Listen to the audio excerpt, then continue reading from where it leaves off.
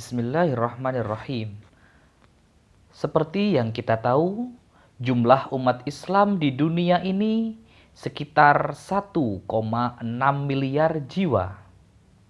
Sedangkan di Indonesia, negara kita sendiri, terdapat sekitar 200 juta orang yang memeluk agama Islam.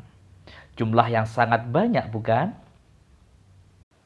Jumlah yang besar itu tidak luput dari perjuangan Nabi kita Muhammad Sallallahu Alaihi Wasallam, seorang anak yatim keturunan suku Quraisy yang mulai menerima wahyu saat usianya 40 tahun di Gua Hira.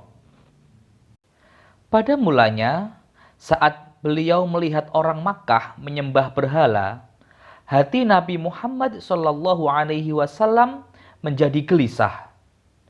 Bagaimana mungkin angin, air, dedaunan, langit, bumi, bintang, bulan diciptakan oleh sebongkah batu yang tidak bisa bergerak dan berbicara? Nabi Muhammad Shallallahu Alaihi Wasallam memikirkan masalah umatnya itu dengan cara berkholwat, menyendiri di Gua Hira. Lalu pada usianya yang ke-40 tahun, beliau ditemui malaikat Jibril dan diangkat sebagai seorang Rasulullah, utusan Allah, guna menyebarkan agama kedamaian, yaitu agama Islam ke seluruh dunia. Tentu bukan hal yang mudah untuk mengubah kepercayaan orang Makkah kala itu, yang awalnya menyembah berhala, untuk menjadi orang Islam yang menyembah Allah Subhanahu wa Ta'ala. Setelah turun surah Al-Muddathir ayat 1-7, beliau memulai dakwahnya secara sembunyi-sembunyi kepada keluarga dan orang-orang terdekat beliau terlebih dahulu. Nabi Muhammad Shallallahu Alaihi Wasallam berdakwah dengan cara seperti ini sekitar 3-4 tahun di rumah salah seorang sahabatnya yang juga seorang pengusaha di Makkah, yaitu Al-Arqam bin Abil Arqam.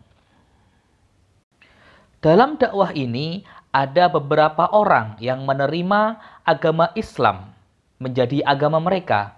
Salah satunya adalah Sayyidah Khadijah binti Khuwailid, istri Rasulullah. Dan beberapa orang lainnya termasuk Al-Arqam bin Abil Arqam, yang rumahnya menjadi pusat dakwah Rasulullah kala itu. Setelah berdakwah sekitar 3-4 tahun dengan cara sembunyi-sembunyi, turunlah ayat Bismillahirrahmanirrahim, Fasda' bima tu'mar wa a'rid 'anil musyrikin. Surah Al-Hijr ayat 94, yang artinya, sampaikanlah olehmu secara terang-terangan dan berpalinglah dari orang-orang musyrik. Ini adalah perintah Allah agar Nabi Muhammad Shallallahu Alaihi Wasallam mulai berdakwah dengan terang-terangan kepada orang-orang Makkah. Langkah pertama Nabi kala itu adalah mengundang orang-orang Makkah termasuk para pembesar kaum Quraisy ke rumahnya untuk makan bersama. Lalu beliau menyampaikan tentang Islam kepada mereka dan melarang mereka untuk saling bermusuhan. Tentu sedikit dari mereka mau menerima agama Islam secara langsung. Sebagian besar menolaknya, termasuk paman Nabi yang bernama Abdul Uzza atau sering yang kita kenal dengan nama Abu Lahab.